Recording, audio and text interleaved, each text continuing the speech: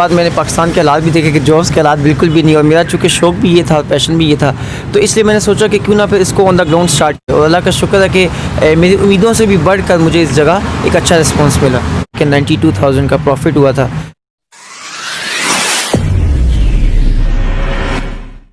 बिस्मिल्लाहिर्रहमानिर्रहीम, अस्सलाम वालेकुम। कामकाज में एक और वीडियो के साथ खुश आमदीद। उम्मीद करता हूँ आप खैरियत से होंगे। ज़ीन, आपको पता है कि हम हमेशा बात करते हैं कामकाज की, और कामकाज को ही हम प्रमोट करते हैं। आज एक ऐसे बिज़नेस के हवाले से हम बात करेंगे। नर्सरी फार्म का अगर आपने काम करना है तो किस तरीके से आप काम कर सकते हैं और कितना प्रॉफिटेबल ये काम है। जब मैंने इनसे ये बात की तो मैं ख़ुद हैरान भी हुआ हूँ और ख़ुशी भी हुई है कि ये इतना ज़बरदस्त काम है। और आइए इनसे जानते हैं। अस्सलाम वालेकुम सर। वालेकुम अस्सलाम। सर, नाम क्या है आपका? नाम है सजाद हुसैन। अच्छा सर, अपना मुकम्मल तारफ़ करा दें, किस तरीके से आपने ये नर्सरी का काम शुरू किया है? सर, मैं बेसिकली इलेक्ट्रिकल इंजीनियर हूँ और बैरल यूनिवर्सिटी इस्लामाबाद से मैंने अपनी इंजीनियरिंग कंप्लीट की है। इसके बाद बचपन से मुझे प्लांट्स का शौक़ था कि मैं अपने घर में भी प्लांट्स जो है वो छोटे छोटे पैमाने पे मैं प्लांट्स रखता था।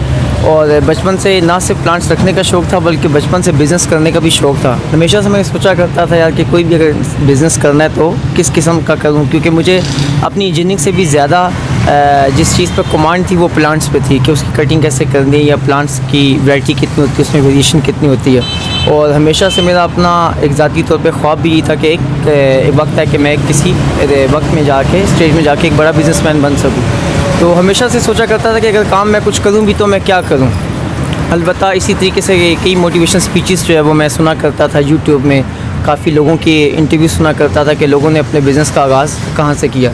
तो एक सुनील शर्मा इंडियन एक मोटिवेशनल स्पीकर हैं, उनकी एक स्पीच मुझे आज भी याद है कि जिससे मेरे अंदर ये करंट लगाया, स्पार्क लगाया कि मैं प्लांट्स का काम शुरू करूं। उन्होंने कहा कि बिज़नेस की दो ही मेथड हैं, या तो इंसान को जो शौक़ हो इंसान उसको प्रमोट कर दे, या फिर मार्केट की किसी नीड को इंसान उसका सोल्यूशन निकाल कर मार्केट में पेश कर दे, या तीसरी चीज़ कि कोई चीज़ आपकी ज़िंदगी में जो आपको परेशान कर रही हो, या किसी भी चीज़ को आपका मतलब फेस करना पड़ा हो, या आपकी ज़िंदगी में कोई चीज़ ऐसी जो आपने मुश्किल पेश आई हो तो उसका सलूशन को आप मार्केट में पेश कर दें। तो ये भी बेसिकली एक बिज़नेस होता है। अब मैं पूरी तकरीबन उस रात को ये सोचता था कि ऐसी कौन सी चीज़ है कि जिससे मुझे कभी तंग किया। तो मैं इस नतीजे पे पहुंचा कि मेरे पास चूँकि टाइम नहीं होता था, मैं स्टूडेंट था, लेकिन मुझे प्लांट्स का बड़ा शौक़ था। तो मैं ये सोचा करता था यार कि अगर कोई बंदा मुझे मेरे घर में आकर दरवाज़े पे आके मुझे पौधा दे जाए तो बेशक उसकी 3 गुना ज़्यादा भी कीमत मुझसे ले ले तो मैं दूँगा, क्योंकि मेरा वक्त भी बच जाएगा और मेरा एक पसंदीदा पौधा मेरे घर में आ जाएगा। ये सोच रख कर मैंने कहा अगर ये सोच मेरी है तो कई ज़्यादा लोगों की ये सोच हो सकती है। तो मैंने इस सोच को मद्देनज़र रखते हुए ऑनलाइन में अपना पहला काम जो है वो स्टार्ट किया। और मुझे आज भी याद है कि मैंने अपने एक एलोवेरा के प्लांट से अपना काम शुरू किया, और अल्लाह का शुक्र है कि अभी 2 ही दिन नहीं गुजरे थे कि मैंने उस प्लांट को मतलब अपलोड किए हुए तो मुझे 2 दिन बाद रिस्पांस आना शुरू हो गया। जब मैंने देखा है कि उसका रिस्पांस अच्छा है तो फिर मैंने बाकी प्लांट्स पे भी वर्किंग शुरू कर दी, और अपने वो पेज जो आज भी मेरा दराज पे पेज है बाबा जी सेलर के नाम से। तो किस नाम से आपका पेज है? मेरा पेज बाबा जी सेलर के नाम से दराज। अगर आप अभी गूगल में सर्च करते हैं, गूगल में आप ये लिखते हैं बाबा जी सेलर, तो वो ऑटोमेटिकली आपको दराज के मेन पेज पे ले जाएगा जो मेरा बेसिकली मेन स्टोर है। तो वहाँ पे जितने भी प्लांट्स मैं यहाँ पे सेल कर दूँ वो ऑलरेडी वहाँ पे भी मेंशन है, विद प्राइस विद डिस्क्रिप्शन, जितनी भी आपके पास उधर वो मेंशन है। तो ये है कि आहिस्ता आहिस्ता फिर जो है वक्त के साथ साथ with the passage of time मैंने जितने भी प्लांट्स मेरी नज़र में आते थे मैंने लगाना शुरू किए। और उसके बाद ऐसा नहीं कि मैंने जब दराज पे काम शुरू किया तो मुझे बड़ी आसानी से सारा कुछ होने लग गया। पहले मैंने बड़ी मुश्किलात का सामना किया। जैसे सबसे पहले चूँकि मेरे जो प्लांट्स हैं वो आउट ऑफ सिटी जाते थे, सबसे पहले ये सोचना शुरू किया कि एक पौधा जब पैक होगा तो पैक कैसे होगा। स्टार्टिंग में जब मैंने पैकिंग शुरू की तो मुझे आज भी याद है कि 4-5 पौधे जब मैंने भेजे, ऑर्डर जब आया, एक कराची से आया, एक मुल्तान से आया, एक सरगोदा से आया, एक लाहौर से आया, ये 4 प्लांट्स जब मैंने भेजे तो चारों के चारों डैमेज होकर वापस आ गए। इस बात ने मेरा दिल तो बड़ा तोड़ा कि यार 4 पौधे मैंने भेजे लेकिन 4 वापस आ गए। लेकिन मेरे हिम्मत नहीं आ रही, क्योंकि मैंने ज़िंदगी में एक ही चीज़ सीखी है, अगर आपका गोल आपके सामने हो तो दरमियान के आने वाली मुश्किलात आपका कुछ भी नहीं बिगाड़ सकती। क्योंकि मेरा एक एम था कि मैंने अपना एक बिज़नेस बिल्कुल स्टेबल करना और with the passage of time इंशाअल्लाह इसी में मैंने ग्रूमिंग करनी है। तो फिर मैंने ये सीखना शुरू किया कि प्लांट की पैकिंग कैसे होती है। मैंने मुख्तलिफ तरीक़ों मुख्तलिफ वीडियोज़ देखी, यूट्यूब में वीडियोज़ देखी, यूरोप के स्टाइल्स देखे कि वो पैक करके किस तरीके से भिजवाते हैं। तो आखिरकार एक जो मतलब एक डिज़ाइन जो मुझे खुद समझ में आया वो यही था कि फिर मैंने एक बॉक्स लिया। बॉक्स को मैंने पहले पूरी रैपिंग शीट के साथ पौधे को कवर किया कि मिट्टी उसकी बाहर ना आए। उसके बाद मैंने उस बॉक्स के अंदर डाला। उसके बाद बाइंडिंग वायर से मैंने पौधा बांध दिया और पौधा बांधने के बाद मैंने डब्बे को पैक करके रैपिंग शीट बना के मैंने पार्सल कर दिया। तो अल्लाह का शुक्र है अल्हम्दुलिल्लाह कि मेरा ये जो एक डिज़ाइन था ये कामयाब हुआ और आज भी 4 साल हो गए इसी डिज़ाइन पे मेरे प्लांट्स जा रहे हैं। ठीक हो गया, 4 साल हो गए। आप पहले ऑनलाइन काम करते थे, अभी आपने इसी काम को प्रैक्टिकली खुद यहाँ पे टाइम दे के जो है ना इसको आगाज़ कर दिया है। यहाँ पे आपको एक तो आप हमारे नाज़रीन को अपनी लोकेशन बता दें और दूसरा इस काम को किए हुए आपको कितना अरसा हो गया स्टार्ट किए हुए? ठीक है, ये जैसे ही मैंने तकरीबन 3 साल जब गुजर गए, मेरी ग्रेजुएशन भी हो गई और उसके बाद मैंने पाकिस्तान के हालात भी देखे कि जॉब्स के हालात बिल्कुल भी नहीं, और मेरा चूँकि शौक़ भी ये था, पैशन भी ये था, तो इसलिए मैंने सोचा कि क्यों ना फिर इसको ऑन द ग्राउंड स्टार्ट किया जाए। अब चूँकि जितने भी मेरे कस्टमर्स थे तकरीबन अबाउट 150 से 200 कस्टमर मेरा ऑनलाइन था, वो हमेशा ये कहता था जी कि हमने आपकी लोकेशन को विज़िट करना है, आपकी नर्सरी को विज़िट करना है। उनको अभी तक ये नहीं पता था कि मैं अभी जस्ट ऑनलाइन काम कर रहा हूँ। तो फिर मैंने अल्लाह का शुक्र है कि तकरीबन 6 महीने की वर्किंग और सर्चिंग के बाद मुझे एक जगह मिली जो कि चांदनी चौक के करीब है, शेफी क्लिनिक के बिल्कुल साथ है, इनान रोड पे मेरी नर्सरी है। तो यहाँ पे मुझे एक जगह मिली, तकरीबन मुझे 5 महीने हो गए। 15 जून को मुझे जगह मिली थी और 21 जून 2020 को मैंने अपने इस काम का आगाज़ किया और अभी जो है चूँकि नवंबर चल रहा है तो 5 महीने मुझे इस जगह पे हो गए कि मुझे काम किए हुए, और अल्लाह का शुक्र है कि मेरी उम्मीदों से भी बढ़कर मुझे इस जगह एक अच्छा रिस्पॉन्स मिला। चलें माशाल्लाह, अल्लाह पाक आपके रिज़्क़ में और आसानियाँ और आपके लिए जो है ना वो बरकत का बायस बने ये कारोबार भी। अभी आप ये बताएं कि कितने पैसों में आपने इनिशियली जब आपने ये काम शुरू किया तो कितनी इन्वेस्टमेंट आपने लगाई है यहाँ पे? अच्छा, स्टार्टिंग मेरी जो थी सर वो 1.5 लाख से मैंने इस काम का आगाज़ किया और मैं समझता हूँ कि स्टार्टिंग के लिए 1.5 लाख भी एक बहुत है, क्योंकि मेरा जाहिर सी बात है कि शर्ट पे ठीक ठाक मेरा खर्चा हो गया था। तो उसके बाद मुझे महसूस हुआ कि मुझे मतलब जो मेरे पास माल पड़ा वो थोड़ा कम है, तो उसको दोबारा से लाने के लिए मुझे 1.5 लाख की इन्वेस्टमेंट और करना पड़ी। और फिर तकरीबन 2 महीने बाद मुझे लगा कि मुझे एक्सपेंशन की ज़रूरत है, तो फिर मज़ीद 1.5 से 2 लाख रुपए की इन्वेस्टमेंट मैंने दोबारा की। यानी कुल मिला के 5 लाख की इन्वेस्टमेंट मेरी इस 5 महीने में हो चुकी है। लेकिन अल्हम्दुलिल्लाह के इस 5 लाख को लगाने के बाद मैंने इस 5 लाख से कई गुना ज़्यादा कमा भी लिया। चलें माशाल्लाह, अभी आप मुझे ये बताएं कि आगाज़ में जब आपने काम शुरू किया है पहला 1.5 लाख रुपया, उस पर तकरीबन आपको कितनी जो है ना वो इनकम हुई है पहले 1.5 लाख पे? अच्छा, पहले महीने मैंने चूँकि जून 15 को अपना काम स्टार्ट किया था, जून 15 2020, तो पहले महीने की जो मेरी सेल थी वो 1,80,000 की थी, जिसमें मुझे अल्लाह का शुक्र है कि 92,000 का प्रॉफिट हुआ था। और इसी तरीके से अगले महीने की मेरी जो सेल थी वो फिर 2,500 हुई और फिर उससे अगले महीने की सेल मेरी 256 हुई और अल्लाह का शुक्र है कि इसी तरीके से फिर मेरा काम चलता रहा। कहीं जॉब भी कर रहे हैं, पहले ऑलरेडी पढ़े लिखे भी माशाल्लाह, आप ग्रेजुएट हैं, आप इंजीनियरिंग आपने की हुई है।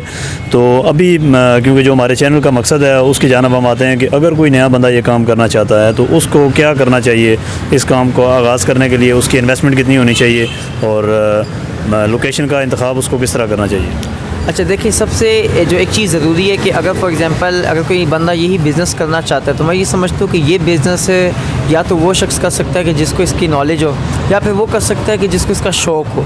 जिसको ना नॉलेज हो, जिसको ना शौक़ हो, वो ये काम नहीं कर सकेगा। क्योंकि बीइंग एन इलेक्ट्रिकल इंजीनियर, मैं एक इलेक्ट्रिकल इंजीनियर हूँ और बंदा सोच नहीं सकता कि इंजीनियरिंग करके बंदा प्लांट्स की फील्ड में आएगा। एक बहुत वास्ट फील्ड है, बहुत ही जिसमें मतलब इसकी एक एक फॉर एग्जाम्पल अगर मैं पाम की बात करूँ तो कम से कम 19 to 20 पाम्स है जिससे मेरे पास पड़े हैं, अदरवाइज़ पाम्स की कम से कम 50 से 60 किस्में हैं। तो जिस बंदे को नॉलेज नहीं है तो वो काम ये बिल्कुल नहीं कर सकेगा। तो अगर किसी बंदे को नॉलेज हो, उसके साथ उसको शौक़ भी हो, तो वो ये काम करे और इंशाअल्लाह मैं नहीं समझता कि इससे ज़्यादा बेहतर उसको कोई काम सूटेबल होगा।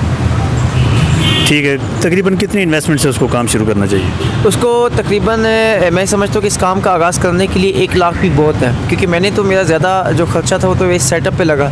लेकिन अगर एक इंसान एक सेटअप छोटा सा बना ले, इतना कोई आर्जी तौर पर बेशक बना ले और माल पे ज़्यादा फोकस करे, तो मैं समझता हूँ कि उसकी इनकम मुझसे ज़्यादा होगी। क्योंकि मैंने तो अपने सेटअप पे थोड़ा ज़्यादा खर्चा कर दिया, जिसकी मुझे बाद में इस बात की कमी हुई कि नहीं उस पहले मुझे बल्कि सेटअप से ज़्यादा अपने माल पर फोकस करना चाहिए था। तो लाख भी मैं समझता हूँ कि आपके पास काफ़ी है कारोबार को शुरू करने के लिए।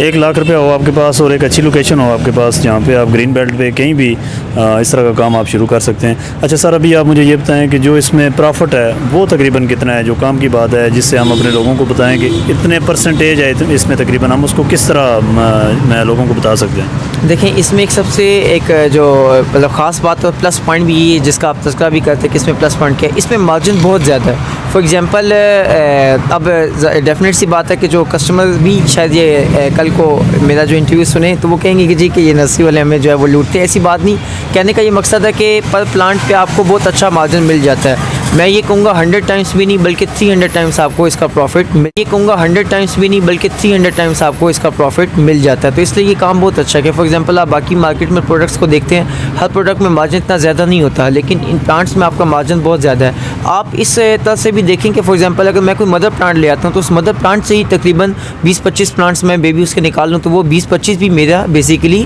एक एसेट ही है। तो वो जब बिकेगा तो वो फ्री ऑफ कॉस्ट ही मेरे लिए, लेकिन मेरा रेवेन्यू में तो जो एक इंक्रीज़ है वो होगा। तो ये कहने का ये मकसद है कि ये प्लांट की अगर आप वो भी करते रहें, कटिंग के साथ उनकी प्रमोशन भी करते रहें और इसके बाद आप इसको खिलाते भी रहें तो आपका प्रॉफिट मार्जिन बहुत अच्छा बन जाता है। वो कस्टमर हमारे चैनल की वजह से इनके पास आते हैं तो उनके लिए ये कुछ खुसूसी रियायत भी करेंगे। और मेरी आपसे सबसे ये भी गुजारिश भी यही है कि एक पढ़ा लिखा नौजवान जो एक ज़ाती तौर पे कहीं और जॉब भी कर रहा है लेकिन अपने शौक़ की वजह से और सिर्फ लोगों में इस अवेयरनेस की वजह से ये काम कर रहे हैं, तो इसकी वजह से इनको ज़रूर कोई ना कोई प्रॉफिट या कोई ना कोई बेनिफिट इनको होना चाहिए। तो इनसे पूछना चाहता हूँ कि कौन कौन सी वैरायटी जो है वो इनके पास जो पड़ी हुई है। देखिए अल्लाह का शुक्र है कि मैंने शायद पहले भी आपको किया इस बात का तस्करा कि स्टार्टिंग में मेरे पास वैरायटी कम थी क्योंकि मुझे ये नहीं पता था कि ऑन द ग्राउंड कस्टमर की नीड क्या है। तो अल्लाह का शुक्र है जब मैंने स्टार्ट किया तो मुझे ऐसे सा पता चला कि कस्टमर क्या चाहता है यहाँ से। तो स्टार्टिंग में मेरे पास बिल्कुल एक कॉमन प्लांट से जैसे एलोवेरा हो गया, मनी प्लांट हो गया, पाम्स हो गया, लेकिन with the passage of time इस बात का एहसास हुआ कि नहीं कस्टमर को और भी कुछ प्लांट्स पसंद है और भी उनको प्लांट्स चाहिए होते हैं। तो मैंने फिर उसके बाद अपनी जो प्लांट्स की जो नर्सरी है इसको एक्सपेंड करना फिर स्टार्ट किया कि मैं पाम्स की सारी वैरायटी लाया, फाइकस की 18 से 20 वैरायटी है मैं वो लेकर आया। इसके अलावा इंडोर प्लांट्स, आउटडोर प्लांट्स, इसके अलावा सकुलेंट्स, एलोवेरा, किसी भी किस्म की जो कैक्टस हैं, सकुलेंट्स वो तमाम मेरे पास मौजूद हैं। इसके साथ साथ एक सबसे जो बेस्ट थिंग वो ये है कि इस पूरी रोड में मैंने इनको बताया कि जो है चूँकि ज़ाहिर बात है 3-4 नर्सरीज और हैं तो उनका भी मैंने मुकाबला करना था। तो उसका मुकाबला मुझे एक ही जो चीज़ मुझे नज़र आई वो ये कि मैंने इंपोर्टेड प्लांट्स की तरफ भी अपना रुख किया। इंपोर्टेड प्लांट्स महंगे ज़रूर हैं लेकिन जो कस्टमर्स ज़ाहिर सी बात है कि प्लांट्स लवर हैं वो जानते हैं।